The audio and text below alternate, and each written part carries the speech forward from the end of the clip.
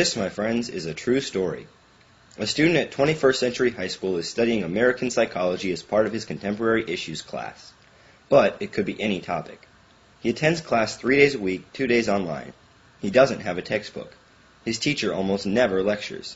She is a student of connectivism, a theory that presumes that learning occurs as part of a social network of many diverse connections and ties. This network is made possible through various tools of technology. The tools themselves are not as important as the connections made possible by them.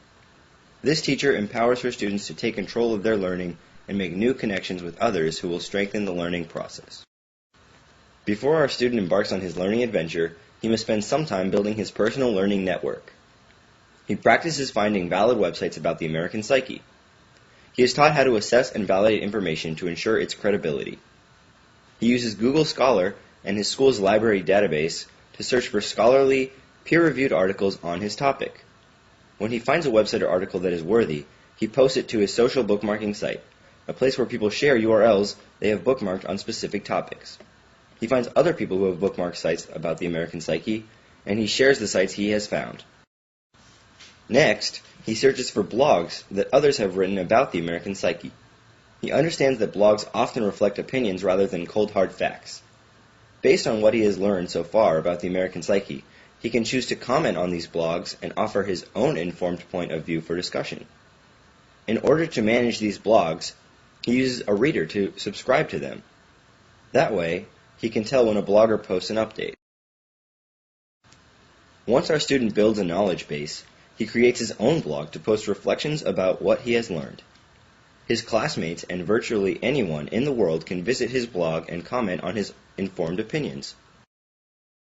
21st Century student loves his MP3 player, but there's more on that device than his favorite music. He subscribes to a number of audio and video podcasts that support his learning.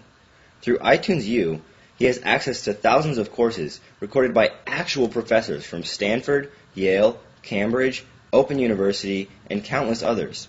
In fact, he finds a lecture from a course called Social Psychology, offered at UC Berkeley. He literally has access to the best professors in the world. While researching his topics, he stumbles upon a documentary about the American psyche. A Dutch-born Canadian immigrant filmmaker crosses America to interview Americans about their homeland. Our student emails the filmmaker, who agrees to video conference with the class to discuss the documentary. By the way, our student knows a few tricks for finding experts. He also knows that it never hurts to ask. People usually love to share their knowledge and expertise, especially with students. As a few weeks pass, our student is busy reading the up-to-the-minute virtual textbook he has created in his social bookmarking account and RSS reader. His learning project culminates in the creation of his choice. Perhaps a video he posts to a video sharing site, an American Psyche wiki from which others can learn, or a voice thread to which others can comment. Regardless of the medium, he is sharing his organization of this knowledge with the rest of the world so the next student of the American Psyche can learn from his hard work.